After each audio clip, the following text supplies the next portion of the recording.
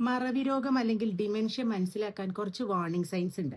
അതിൽ ഏറ്റവും ഇമ്പോർട്ടന്റ് ആയിട്ടുള്ള സിംറ്റം ആണ് ഒരു വ്യക്തി പഴയ കാര്യങ്ങൾ, അതായത് കുട്ടിക്കാലത്ത് നടന്ന കാര്യങ്ങളൊക്കെ നല്ലോണം ഓർക്കുക, ഇപ്പൊ റീസെന്റ് ആയിട്ടുള്ള സംഗതികളൊക്കെ മറന്നു പോവുക. പിന്നെ ഇമ്പോർട്ടന്റ് ആയിട്ടുള്ള ഡേറ്റ്സ് മറക്കുക, സംസാരിക്കുന്ന കാര്യം വീണ്ടും വീണ്ടും റിപ്പീറ്റ് ചെയ്യുക. ചിലപ്പോൾ സംസാരത്തിന്റെ ഇടയിലുള്ള ആ ത്രെഡ് നഷ്ടപ്പെട്ടിട്ട് ഇനിയിപ്പോ എന്താ ഞാൻ പറയുക എന്നുള്ളത് അങ്ങനെ ഒന്ന് ആലോചിച്ച് നിൽക്കുക. സ്ഥിരമായിട്ട് ചെയ്തിരുന്ന കാര്യങ്ങളൊന്നും ചെയ്യാൻ പറ്റാതിരിക്കുക, റിമൈൻഡർ നോട്ട്സ് വെക്കേണ്ട ഒരു അവസ്ഥ വരിക. ഇനിയിപ്പോ നമ്മളൊരു ഡ്രൈവ് ചെയ്യുകയാണെന്നുണ്ടെങ്കിൽ വഴി ഓർമ്മ ഇല്ലാണ്ടിരിക്കുക. ചിലപ്പോൾ നമ്മളുടെ അമ്മമാരൊക്കെ ഫ്രിഡ്ജിന്റെ അടുത്തൊക്കെ പോയി കഴിഞ്ഞിട്ട് എന്തിനാ ഞാൻ ഈ ഫ്രിഡ്ജ് തുറന്നത് എന്നൊക്കെ നോക്കി നിൽക്കാറില്ലേ. എപ്പോഴും ഉണ്ടാക്കിയിരുന്ന ഒരു ഫുഡിന്റെ റെസിപ്പി മറക്കുക.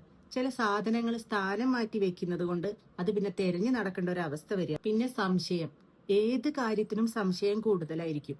ഡോർ അടച്ചോ, അല്ലെങ്കിൽ ഞാൻ ഗ്യാസ് ഓഫ് ചെയ്തോ, ഇത് പിന്നെയും പോയി നോക്കുക.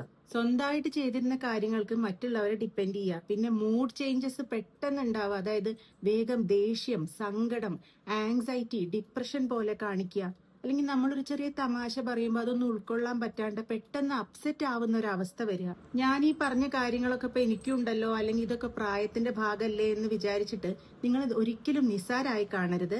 ഇത് ചിലപ്പോൾ നമുക്ക് ഭാവിയിൽ വലിയൊരു മറവി രോഗത്തിന്റെ മുന്നേ കാണുന്ന ഒരു ലക്ഷണമാവും എന്നുള്ളത് നിങ്ങളൊന്ന് മനസ്സിലാക്കണം. ഒരു ഡോക്ടറെ കാണാൻ മടിക്കരുത്. ഈ ഒരു ഇൻഫർമേഷൻ നിങ്ങൾ നിങ്ങളുടെ പ്രിയപ്പെട്ടവർക്ക് ഷെയർ ചെയ്ത് കൊടുക്കണം. ഇത്തരം കുഞ്ഞു അറിവുകൾക്ക് എന്റെ ഈ അക്കൗണ്ട് ഒന്ന് ഫോളോ ചെയ്യാൻ വേണം.